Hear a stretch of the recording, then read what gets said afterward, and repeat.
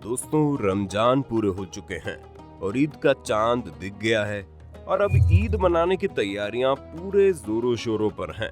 ये आपने अक्सर देखा होगा कि मुसलमान बिना चांद देखे कोई भी ईद नहीं मनाते। और ईद क्या, इस्लाम में तो सारे त्योहार चांद के हिसाब से मनाए जाते हैं और ये सिर्फ त्योहार तक ही सीमित नहीं है। अपने आसपास आपने अक्सर ही ऐसी मस्जिदें देखी होंगी जिनमें गुम्बद के ऊपर चांद तारे का इस्तेमाल किया जाता है, या फिर अपने भूगोल की किताबों में उन मुस्लिम देशों के झंडों को जरूर देखा होगा जिसमें चांद तारे की आकृति बनी होती है। तो कभी आपने सोचा है कि आखिर ये सब कुछ चांद से जुड़ा हुआ क्यों है? मुसलमान चांद देखकर ही ईद क्यों मनाते हैं और आखिर इस्लाम में चांद का महत्व क्या है? अगर हाँ, तो आज की इस वीडियो में हम आपको सारे सवालों का जवाब देने जा रहे हैं। बस आपको करना है इस वीडियो को क्या लास्ट तक देखना है और क्या करना है। तो चलिए शुरू करते हैं। ईद उर्दू कैलेंडर यानी हिजरी के हिसाब से मनाई जाती है।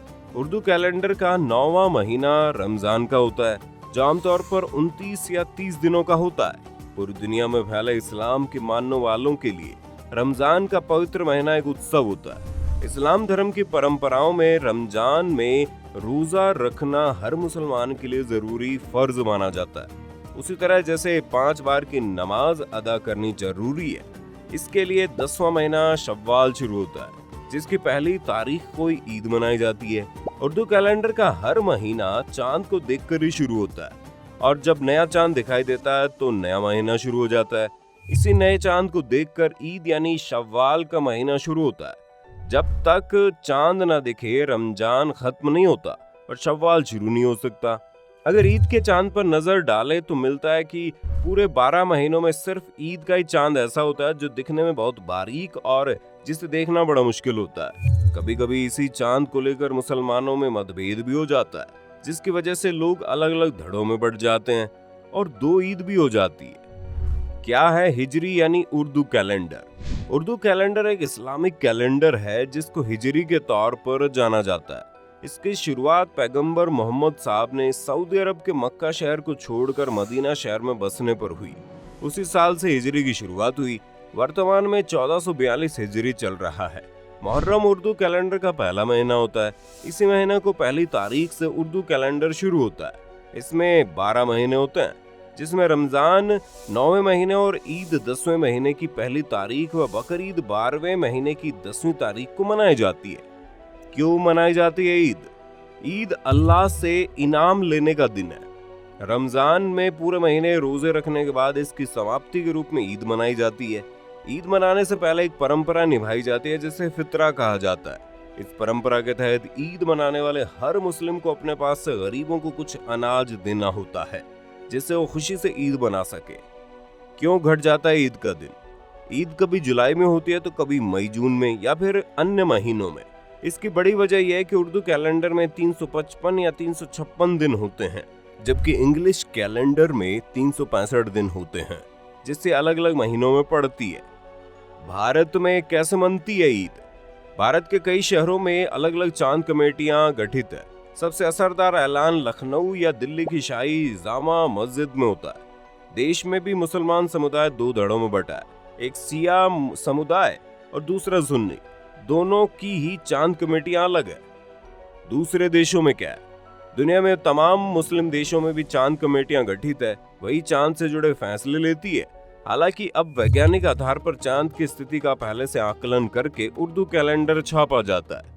अधिकतर मुस्लिम देशों में ईद की तारीख पहले ही घोषित कर दी जाती है। उसी के अनुसार ईद मनाई भी जाती है। सऊदी अरब और ईरान में उर्दू कैलेंडर के हिसाब से ईद मनाई जाती है। इन देशों में सभी समुदाय एक साथ ईद मनाते हैं, लेकिन पाकिस्तान और भारत में अक्सर 2 ईद हो जाती है। पाकिस्तान में भी चांद को लेकर खूब मतभेद सामने आते हैं। क्या है वैज्ञानिक आधार? मौजूदा जमाने में सैटेलाइट और अंतरिक्ष के जरिए चांद की स्थिति का बखूबी आकलन किया जा सकता है। ये पता लगा जाता है कि चांद अपना चक्कर कब और किस समय पूरा करेगा। इसी तरह नए चांद को माना जाता है। वैसे चांद की स्थिति को बताने वाली एक वेबसाइट भी है। कई देश इसी से चांद देखने या नहीं देखने का फैसला लेते हैं। इस वेबसाइट का पूरा नाम मून शाइटिंग है। भारत में ही क्यों हो जाती है कभी कभी 2 ईद? भारत में भी केरल और जम्मू कश्मीर 2 ऐसे राज्य हैं जहां 13 मई को ईद मनाई जाती है, जबकि देश के अन्य हिस्सों में ये 14 मई को ऐसा इसलिए हुआ था क्योंकि जम्मू कश्मीर और केरल अपने फैसले लखनऊ अलग अलग हट कर लेते हैं। वैसे अधिकतर राज्य लखनऊ के चांद कमेटी के फैसले को ही सही मानते हैं। कब मनाई गई सबसे पहली ईद? इस्लाम में माना जाता है पहली ईद हजरत मोहम्मद पैगंबर ने सन 624 ईस्वी में जंगे बदर के बाद मनाई थी। ये कुछ दीपावली की तरह है, जब भगवान राम के लंका विजय के बाद पहली बार दीपोत्सव की शुरुआत हुई। कैसे मनाई जाती है ईद? ईद की शुरुआत सुबह दिन की पहली नमाज के साथ होती है, जिसे सलात अल फज्र भी कहते हैं। इसके बाद पूरा परिवार कुछ मीठा खाता है। वैसे ईद पर खजूर खाने की परंपरा है। फिर नए कपड़ों में सजकर लोग ईदगाह या बड़े खुले स्थान पर जाते हैं, जहां पूरा समुदाय एक साथ ईद की नमाज अदा करता है। नमाज के बाद ईद की बधाइयां दी जाती है। उस समय ईद मुबारक कहा जाता है और एक दूसरे से प्यार और आपसी भाईचारे को दर्शाता है। ईद उल फितर के मौके पर एक खास दावत तैयार की जाती है, जिसमें खास तौर से मीठा खाना शामिल होता है। इसलिए इसे भारत और दक्षिण एशियाई देशों में मीठी ईद भी कहते हैं। ईद उल फितर पर खास तौर से सेवैयां यानी गेहूं के नूडल्स को दूध के साथ उबालकर बनाया जाता है और इसे सूखे मेवों और फलों के साथ परोसा जाता है। क्यों होता है इस्लाम देशों के झंडों में चांद सितारों का इस्तेमाल? इस बात को समझने के लिए हमें इस्लाम के शुरुआती दिनों में जानना होगा। किसी भी धर्म के लिए उसका प्रचार प्रसार बहुत जरूरी है। कहा जाता है जिस वक्त इस्लाम की शुरुआत हुई उस वक्त इस्लाम अपना चुके लोगों के छोटे समूह को दूर दराज के इलाकों में धर्म के प्रचार प्रसार के लिए भेजा जाता था। उस दौरान उनके साथ आए झंडे ही बाकी समुदायों को उनके कबीलों के बारे में अवगत कराते थे। शुरुआती दौर में इस्लाम अपनाने वाले लोगों की संख्या कम थी। फिर जैसे जैसे ये संख्या बढ़ी, लोगों को अनुभव हुआ कि उनके खाली झंडों में चिन्ह होना चाहिए। इस वक्त तक मुसलमानों के रसूल हजरत मोहम्मद हिजरत कर चुके थे, अतः मुसलमानों ने अपने प्रतीक चिन्ह के रूप में चांद और तारे का इस्तेमाल शुरू कर दिया। सद्भाव और मदद का पैगाम देता है ये त्योहार। ईद का त्योहार सबको साथ लेकर चलने का संदेश देता है।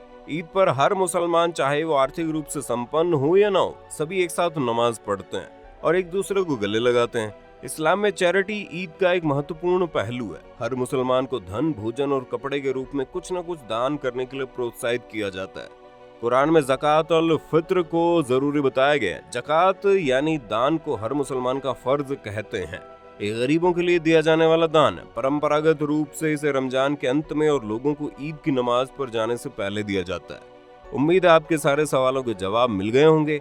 अगर आपका अभी भी कोई सवाल रह गया है तो आप हमें कमेंट में बता सकते हैं। अगर वीडियो पसंद आई तो इसे लाइक और शेयर जरूर करना। आप चैनल पर नए हैं तो सब्सक्राइब भी कर देना भाई।